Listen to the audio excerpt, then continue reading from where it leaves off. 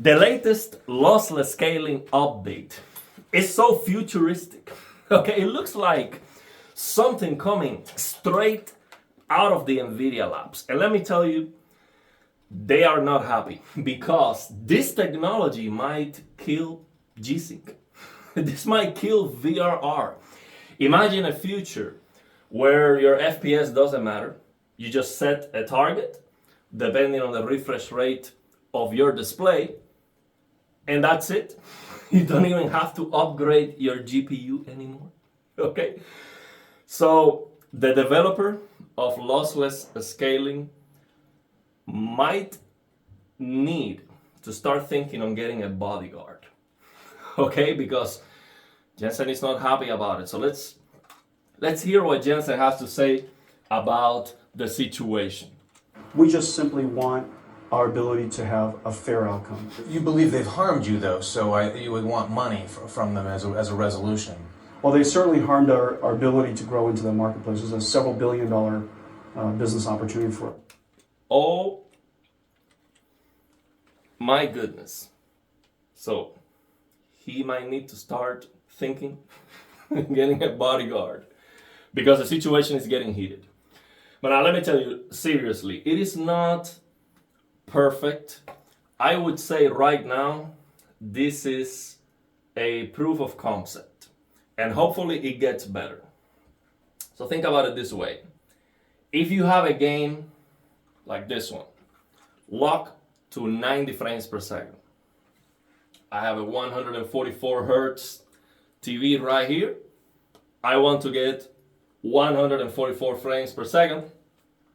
Yes, I might download a mod and see if I can remove the FPS cap. But now, with the latest lossless scaling update, we can set a frame generation multiplier that is not integer. So it doesn't have to be 2x, 3x, 4x. It can be 1.6x, for example. So if I'm getting 90 frames per second, that multiplied by 1.6, I get 144. So that's absolutely amazing. So I simply cap the frame rate to 90 FPS, 1.6, done. I get 144 FPS and it actually works very well. It feels very good. But of course, if my frame rate drops below 90, then I'm just doing 1.6x, and that will continue because I'm using VRR, but I'm not gonna be getting 144 all the time with this option, which is the one I would actually recommend the most because it has better input lag than the adaptive frame generation, which is the reason why we are making this video. But actually, I understand why this option with variable frame generation is going to get all the attention. This adaptive frame generation, it is definitely the most forward-looking feature of lossless scaling. But I don't think it works the best because the input lag is not as good. I've been testing it for a moment here. Of course, I need to try more games, but I think the input lag difference is very big. So I'll try to show you here. Right now, this is what I like the most. Fix 1.6, I have 90 FPS on the game, 144 hertz. VRR is on. I'm using G-Sync FreeSync. And then I lowered this flow scale to 50. So what this does is that it reduces the quality of the generated frames only. And at 4K, this is actually recommended to improve performance a little bit. But this is supposed to increase, and you can read the description. You see they say 50% for 4K, 75% for 1440p. So I think it works very well. And this is actually what I am more excited about. I think this is the most useful one. So all we have to do is just to toggle it. There is a hotkey which we can change The scale hotkey is Control Alt S, but we can change that if we want. So I'm gonna turn it on, Control Alt S, and then what's gonna happen is right here at the top left corner. I'm getting 85 frames per second, and this 1.6x frame generation is going up to 135. But if I lower the in-game settings, let me show you right now I think I closed the MSI Afterburner. Let me open it, because I restarted the PC. Actually, I got a blue screen. I was making the video, and I got another blue screen. It seems like the latest Nvidia drivers still have issues. And I was not getting blue screens anymore. But yeah, something happened, and I'm getting them again. So a quick overclocking here, and I'm using RTSS to lock the frame rate to 90.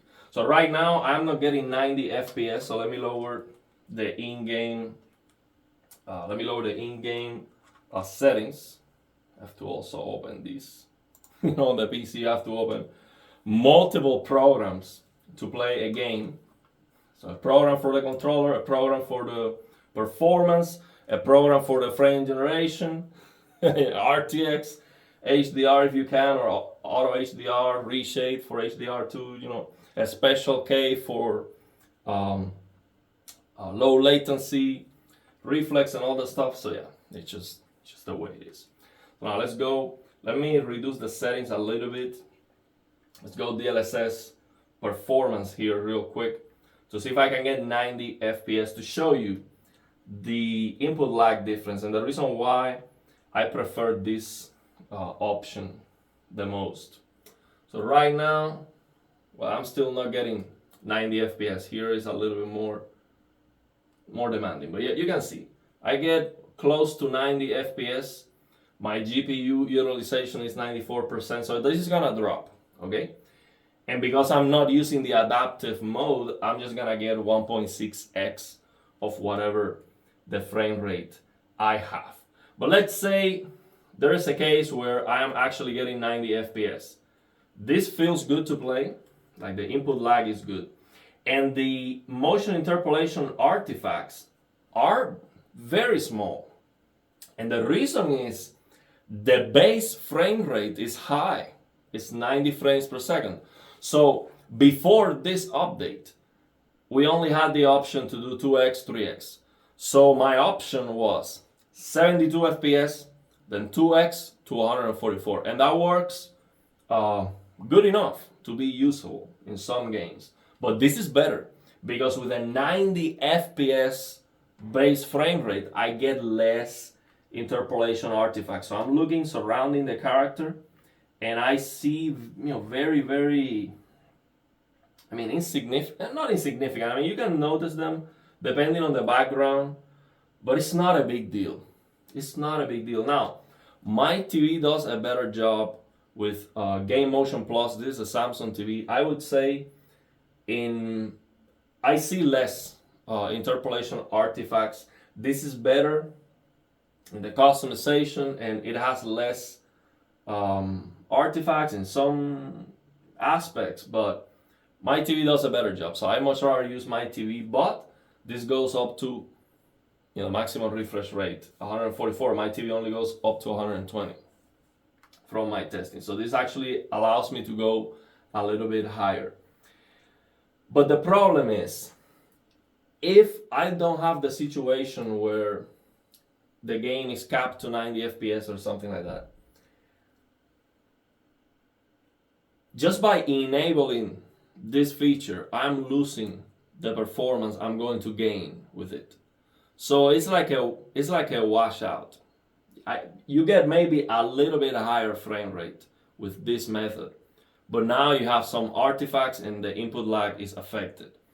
So that's the biggest problem I have with this. The performance would have to be a lot better for it to be a no-brainer. Like, it just makes sense on every single game. Because let's say the game is not capped to 90 FPS. I would be getting almost 144 FPS right now. Maybe 138, for example. So why would you change real 138 frames per second to 90 FPS base and then interpolate it up to 144? Why would you do that? I don't think it makes a lot of sense for many cases. But is it a good tool to have for these specific cases where it actually works and it works very well? Absolutely.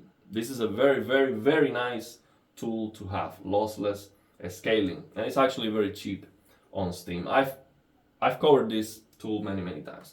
So now the problem I have with the new adaptive mode is that the input lag is not great. So right now, for example, let's check the input lag. I'm gonna jump. You see, ta-da. Let's go here, ta-da, ta-da, ta-da. And then I move the camera, ta-da, ta-da, ta-da, ta-da, ta-da, ta-da, ta-da, ta-da, ta-da. Okay, so I'm giving you the sound clue based on what I feel and I see. So it's ta-da, ta-da. Now, instead of this 1.6 fix, if I go to 100 adaptive, so here's one of the new things. This is like the most futuristic feature right here. Nvidia doesn't have this. That's why I was saying Nvidia's not happy about it. I'm sure they tried this. I mean, there's no way Nvidia never tried this. They tried this and much more. So they might think, oh, somebody is stealing our idea. It makes sense. It makes a lot of sense. So I'm sure Nvidia tried this and they were not happy with the results. That's why we don't have it yet. But I think it might happen. Something like this might definitely happen. So now I set it to adaptive right now, and let's check the performance. Ta-ta, ta-ta, ta-ta, ta-ta, ta-ta, ta-ta. It is definitely ta-ta, ta-ta. It is definitely less responsive. And the reason is, I think it is probably, maybe buffering more or doing more calculations, because this new adaptive mode needs to detect, okay, if the frame rate drops below the target. So for example, right now it might be doing 1.6x, but if the frame rate drops, it might have to do a different factor. So there's more calculations and things to consider. So the input lag is higher. That's my thing. So right now I'm still getting 90, and I actually I believe this might be going off already of a lower frame rate, even when it says, now maybe this is not updating as fast. But yeah, the thing is the input lag is not as good. That's my point. But you don't need to have such a solid frame rate. If the frame rate is fluctuating, it's okay. You still get 144 FPS no matter what. So if you, let me increase the graphic fidelity here so we get drops. Let's go to DLSS quality, for example. I'm gonna get a much lower performance now. And you'll see, I mean, DLSS quality right now, I'm getting 76, 80 frames. But with this adaptive mode, I'm getting up to 144, which was the target that I set. But of course, the input lag now is a lot worse. I mean, right now it's just like ta-ta, ta-ta, ta-ta, ta-ta. I feel it like the difference is huge from what I was playing before. Huge difference. And definitely from 1.6 fix, big difference. It's not even close. So this is not, it doesn't feel great to play like this.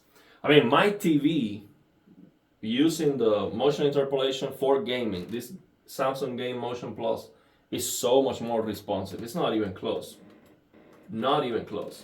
So this is not actually very usable. And the base frame rate is not low. I mean, we're getting over 70 frames per second. This is not very low. So these videos that I'm seeing, I saw like a Digital Foundry commenting about this, going from like 30 FPS to 120. That's just not, and they know that. I mean, they mention it. This is just too low. So if you see videos and they have like a low frame rate and they say, okay, this is unusable, this is terrible. Yeah, it is terrible. You need a much higher base frame rate. So I'm going to revisit this with my 360 Hz QD OLED monitor, 1440p. I'm going to revisit this adaptive mode to see if it makes sense. But my guess is, if the base frame rate is not over 100 frames, it might not make any sense. And again, the biggest problem I have is, without lossless scaling, let's say I'm getting 200 frames per second. I turn on lossless scaling and my base frame rate goes down to like 120. And yes, from there I can 2x, 3x, or maybe use this adaptive mode. But if my base frame rate is like 100, 120, I cannot go up to 360. It's gonna be just way too many fake frames. And it's not gonna feel great, it's not gonna look great, it's gonna have a bunch of artifacts, but I'm gonna try that. I have not tried that yet, so maybe I will be, greatly surprised. But that's my take right now. I think, as a proof of concept, this is amazing. It's just absolutely unbelievable. I think this might not be the future, but because I think there are some better things that might be coming than this. A combination of frame generation with asynchronous reprojection, with better quality. Also, there is maybe a future could be with AI, with the power of AI. Maybe the future could be all the frames that we see are 100% fake. You will not see a single frame that your GPU and CPU or your PC is rendering. So they will use the information, those frames, they will hold on to all those frames and get enough of them to upscale and give you a perfect frame pacing. So basically, let's say your system is actually to render, is actually able to render 70 frames. You don't see those 70 frames. And AI and all these Nvidia features, or AMD, hopefully AMD comes to the table. Unfortunately, they're only copying, and they don't bring anything new to the conversation. But my point is, imagine all this new ultimate frame generation, 100% fake performance feature would be something like, okay, 70 FPS, give me that. I'm not going to show you that.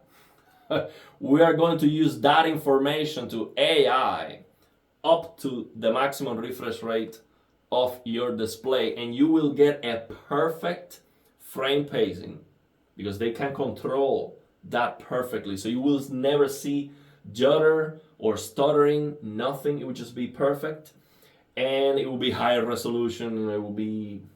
It just works, So something like that might come in the future, and actually, lossless scaling, they tried that, and it maybe didn't work as good, and that's why we don't have it officially, but it might come to lossless scaling in one of these updates. So I think this app, it's just absolutely amazing because they are innovating, they are improving constantly, they are trying new things, and they are letting you see those new things. They are not behind a paywall with Nvidia, like, oh, now you have to buy the RTX 6090, okay? So that's the thing. Even if you have an AMD GPU or Intel, whatever, you can try all these cool, concepts and frame generation tricks that I think are very, very, very exciting, even when right now it might not, be perfect, okay?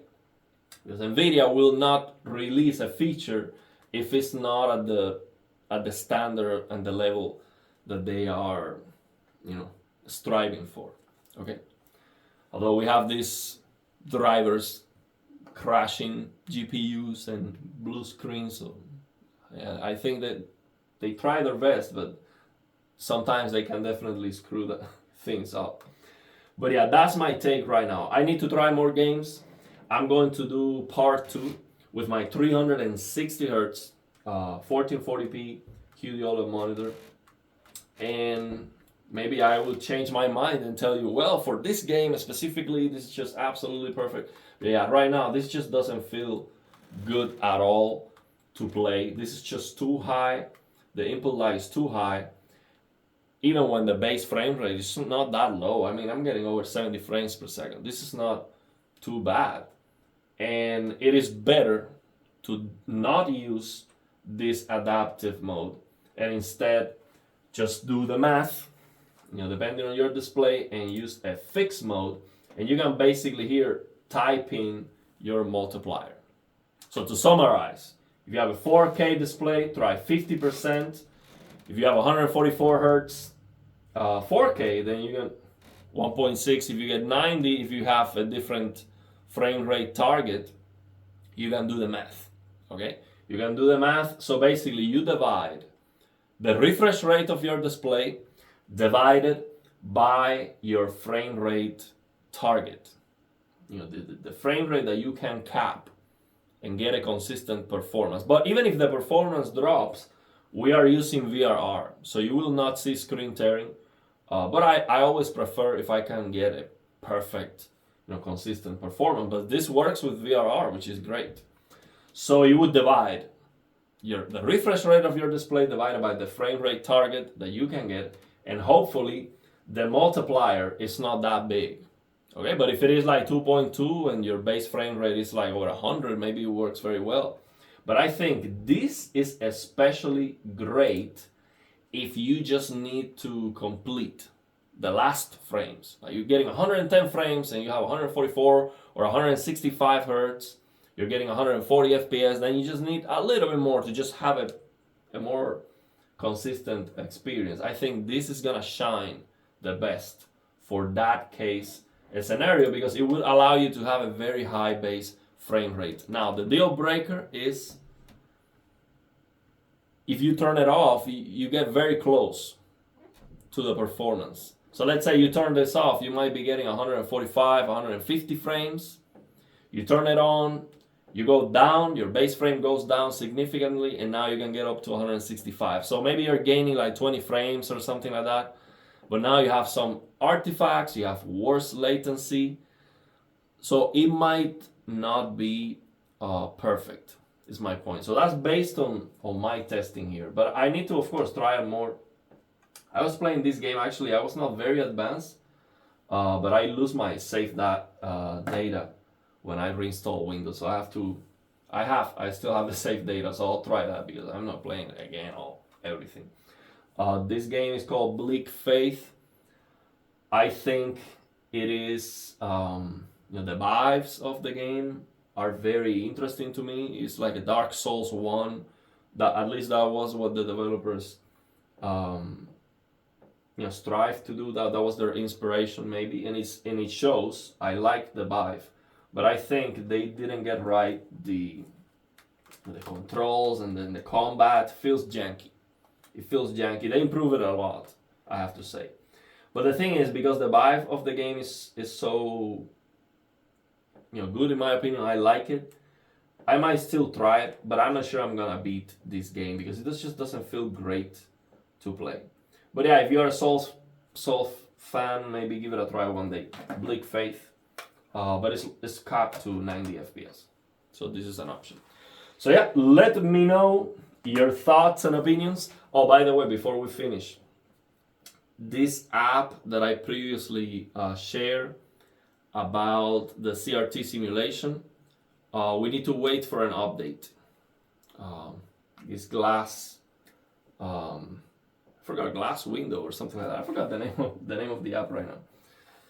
So we need to wait for an update. The developer of the app is working on it. So hopefully we can get the CRT simulation working on that app. And I think CRT simulation is actually gonna be very, very compelling instead of frame generation, because you don't get the artifacts. You're trading brightness for motion clarity.